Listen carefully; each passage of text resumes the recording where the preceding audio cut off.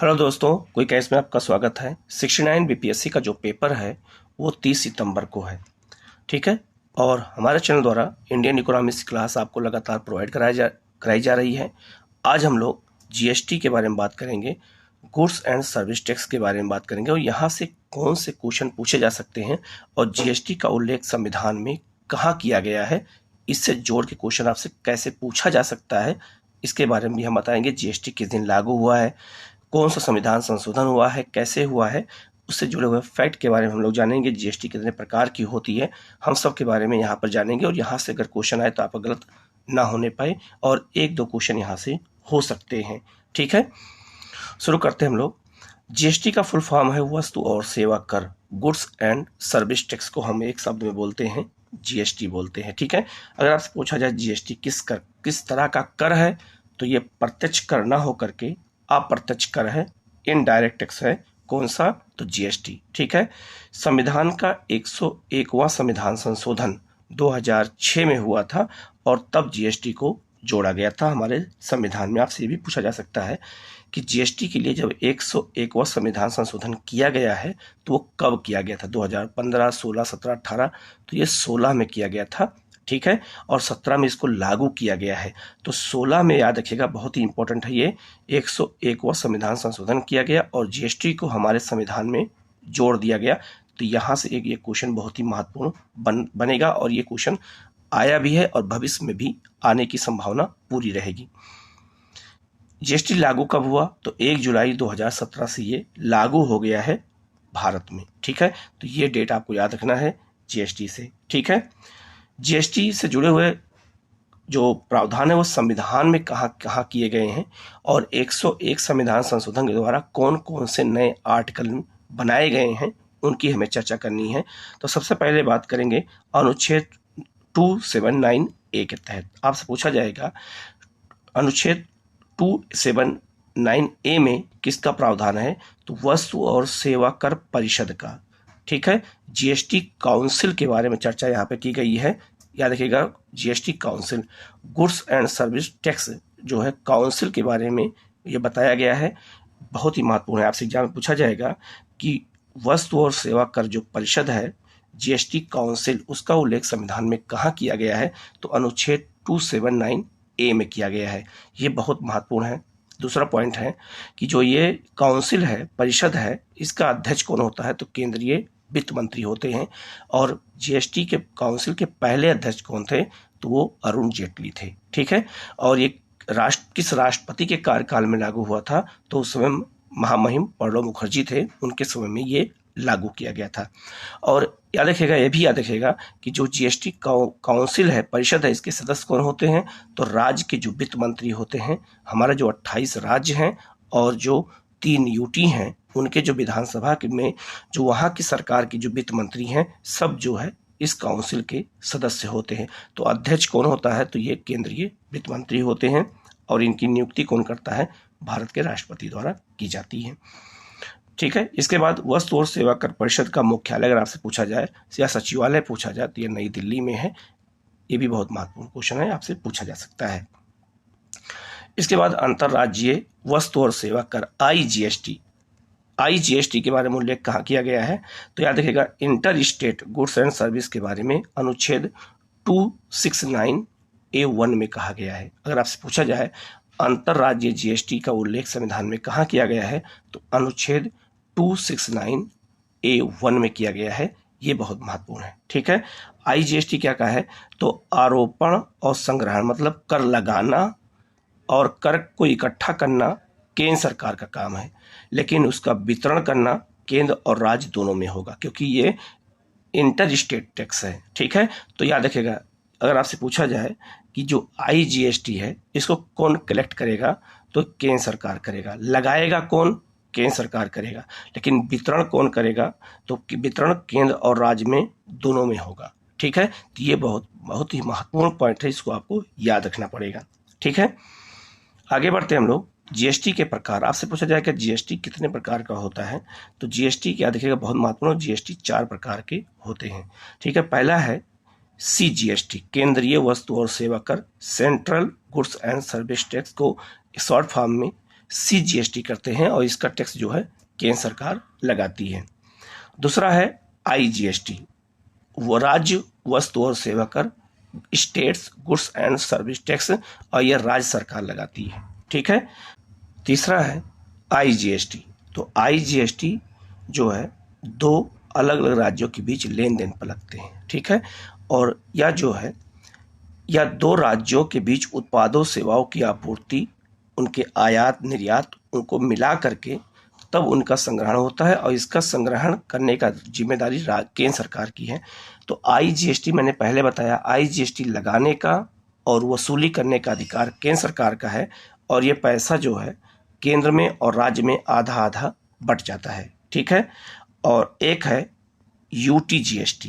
UTGST का मतलब हो गया केंद्र शासित GST, वस्तु और सेवा कर। तो ये जो है केंद्र शासित प्रदेशों पर लगाया जाता है, जिसमें अंडमान निकोबार द्वीप समूह, लक्षद्वीप, दमन दीव, चंडीगढ़, दादरा नगर हवेली, इन सब में लगाया जाता है। लेकिन जहाँ जिन राज्यों में विधायिका है वहाँ UTGST लागू नहीं होता है। ये बहुत महत्वपूर्ण याद रखिएगा। तो UTGST UT के लिए बनाया गया, लेकिन ये 8 राज्यों में से 3 राज्यों में लागू नहीं होता है, केवल 5 राज्यों में लागू होता है। तो 3 राज्यों में लागू क्यों नहीं होता? क्योंकि वहाँ विधायिका है और जहाँ विधायिका होगी वहाँ IGST वो SGST काम करेगा, अर्थात स्टेट GST काम करेगा। देखो आप देख सकते हैं यहाँ। तो यह देखेगा जो UTGST है वो केवल केंद्र शासित प्रदेशों पर लागू होगा जहाँ कोई विधायिका नहीं है, जबकि जम्मू कश्मीर, पुडुचेरी और दिल्ली में विधायिका है तो यहाँ SGST लागू होता है। ये बहुत ही महत्वपूर्ण फैक्ट है, इसको आपको याद रखना है। ठीक है। तो IGST कहाँ लागू होता है, CGST कहाँ लागू होता है, ये सब बहुत महत्वपूर्ण पॉइंट है, इसको हमें समझने की बहुत जरूरत है, क्योंकि यहाँ से क्वेश्चन आए तो कभी गलत ना होने पाए। तो याद रखिएगा UTGST 8 राज्यों में केवल 5 राज्य में लागू है और 3 राज्यों में जहाँ विधायिका है वहाँ SGST लगाया जाता है। ये बहुत महत्वपूर्ण पॉइंट है, इसको आपको याद रखना है। इसके बाद GST में शामिल प्रमुख कर कौन कौन से हैं? तो केंद्र सरकार के कौन कौन से कर हैं, राज्य सरकार के कौन से कर हैं, ये भी आपसे एग्जाम में पूछा जाएगा। तो केंद्र सरकार के कौन कौन से कर हैं? तो केंद्रीय उत्पाद शुल्क है, अतिरिक्त उत्पाद शुल्क है, सेवा कर है, अतिरिक्त सीमा शुल्क और प्रतिकारी शुल्क है, सीमा शुल्क पर विशेष अतिरिक्त शुल्क है। तो ये इतने प्रकार के टैक्स जो है ये आपके GST में शामिल किए गए और ये सब अप्रत्यक्ष कर हैं और सब शामिल किए गए हैं, केंद्रीय कर हैं और सब शामिल किए गए हैं GST में। ये बहुत महत्वपूर्ण है। ठीक है। इसके बाद है राज्य स्तर के कौन कौन से टैक्स हैं? तो राज्य स्तर के टैक्स में राज्य वैट है, केंद्रीय बिक्री कर है, विलासिता कर है, प्रवेश कर है, मनोरंजन और मनोरंजन कर पर कर है और विज्ञापनों पर कर है। तो इतने कर जो है ये राज्य सरकार के हैं और ये भी GST में शामिल कर दिए गए हैं। अब ये सब कर नहीं लगाए जाते, सीधे GST से ही इनका काम हो जाता है, सब GST में इंक्लूड कर दिए गए हैं। ठीक है। तो GST एक प्रकार का अप्रत्यक्ष कर है, ये भी हमें याद रखना है।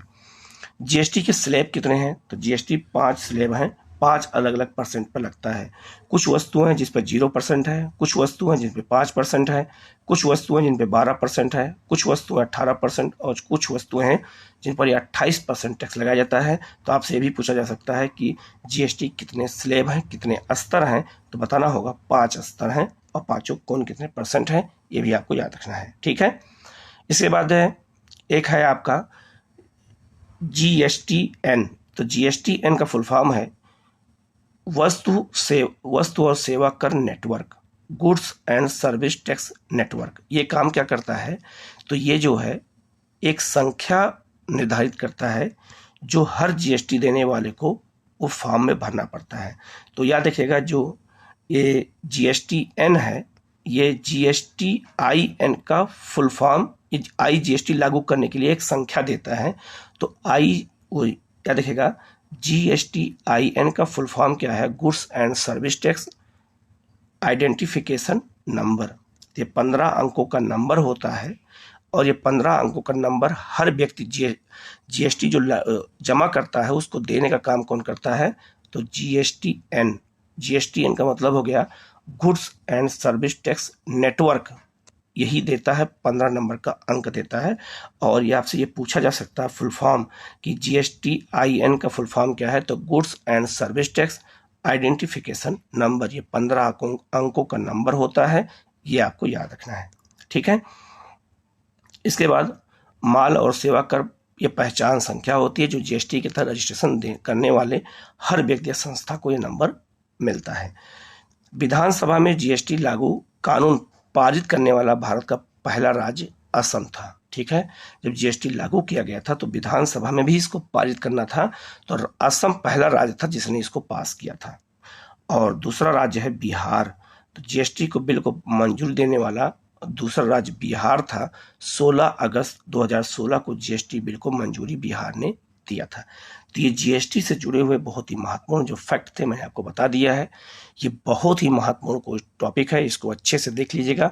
संविधान में उल्लेख कहाँ किया गया है ये बहुत महत्वपूर्ण है, ये आप जरूर याद रखिएगा। ठीक है। तो जीएसटी का उल्लेख संविधान में कहाँ किया गया है, जीएसटी का फुल फॉर्म क्या है ये आपको याद रखना है। जीएसटी किस संविधान संशोधन के द्वारा जोड़ा गया है ये आपको अच्छे से याद रखना है। जीएसटी कब लागू किया गया, ठीक है। और जीएसटी परिषद किसे कहते हैं मैंने बता दिया है। तो अनुच्छेद 279A में काउंसिल के बारे में बताया गया है, ये भी अनुच्छेद भी आपको याद रखना है। ठीक है। इसके बाद इसका मुख्यालय दिल्ली में है, ये आपको याद रखना है। जीएसटी एक है आपका जो है IGST, तो इसका उल्लेख कहाँ किया गया है, तो आर्टिकल 269A1 में किया गया है। और ये लगाता कौन है, तो केंद्र सरकार इसको लगाता है, वसूली भी करता है, लेकिन इसका वितरण केंद्र राज्य दोनों में होता है क्योंकि इसका नाम ही है IGST, इंटर स्टेट जीएसटी। ठीक है। जीएसटी कितने प्रकार हैं ये भी मैंने आपको बता दिया है, जैसे CSGST, SGST, फिर IGST और फिर UTGST। ठीक है। तो 4 प्रकार के जीएसटी हैं, ये आपको याद रखना है। और एक जीएसटी याद रखिएगा, जो UTGST है वो जहाँ पे विधानसभा है वहाँ पर लागू नहीं होती है, ये फैक्ट के रूप में आपको याद रखना है। ठीक है।